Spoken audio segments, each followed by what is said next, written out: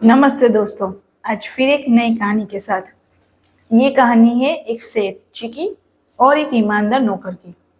सेठ जी के पास वो नौकर काफी टाइम से काम कर रहा था और सेठ जी को भी उस पर पूरा विश्वास था क्योंकि वो बहुत ईमानदार था। पूरा काम ईमानदारी से करता था। अब एक दिन वो नौकर को इच्छा हुई कि मुझे एक तीर्थ यात्रा पे जाना है, तो सेठ जी से उसने छुट्टी मांगी। अब सेठ जी ने कहा कि मुझे तो टाइम मिलता नहीं है, तुम चले जाओ, और 100 रुपये दिए कि ये मेरी तरफ से भगवान को चढ़ा देना। अब वो लेके निकल गया 100 रुपये और रास्ते में उसने देखा कि बहुत सारे भजन करते हुए कीर्तन करते हुए लोग जा रहे, तो वो भी उनमें मगन हो गया। भजन कीर्तन करते हुए जगन्नाथ की यात्रा चलने लगा। लेकिन थोड़ी दूर जाके देखा कि जो भजन और कीर्तन कर रहे थे वो भूख की वजह से थक हार के बैठ गए। उनके पास पैसे नहीं थे कुछ खाने को। तो उसने सोचा कि सेठ जी के जो 100 रुपया दिए थे मैं उसी से इनको खाना खिला देता हूँ। तो उसने खाना खिलाया। तो खाने में 98 रुपये खर्च हुए और 2 रुपये बच गए।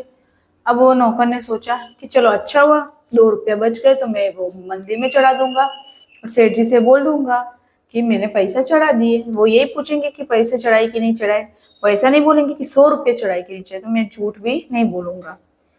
अब वो चला आ गया, मंदिर आया, खूब दर्शन किए और पैसे चढ़ा दिए। अब उसी रात सपने में सेठ जी को सपने में भगवान दिखे। उन्होंने कहा कि मुझे तेरे 98 रुपये मिल गए।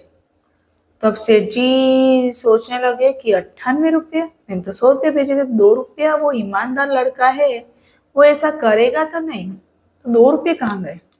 कुछ दिन बीत गए, अब वो आया वापस नौकर। तो सेठ जी ने कहा कि तूने 98 रुपये चढ़ा दिए, तो 2 रुपये का क्या किया। अब वो भी चौंक गया नौकर कि कैसे इनको पता चला। तो उसने पूरी कहानी बता दी कि ये हुआ और 2 रुपये मैंने भगवान को चढ़ा दिए। तो सेठ जी सब बात समझ गए। वो उनके पैर में पड़ गए कि कहा कि तेरी वजह से मुझे भगवान के दर्शन हो गए। क्या तूने 98 रुपये से जो पुण्य किया वही भगवान को मिले, 2 रुपया उनके काम में वो उन्होंने नहीं गिने। यानी मतलब यही है ये कहानी का कि हमें किसी की मदद करने में, किसी को खिलाने पिलाने में हम जो पैसा खर्च करते हैं वो डायरेक्ट भगवान के पास में दान दक्षिणा के तरीके से पहुंच जाता है। हमेशा सत्कर्म करते रहो, वही आगे जाके तुम्हें काम आएंगे। अगर ये कहानी अच्छी लगे तो प्लीज लाइक एंड सब्सक्राइब कीजिए। Thank you.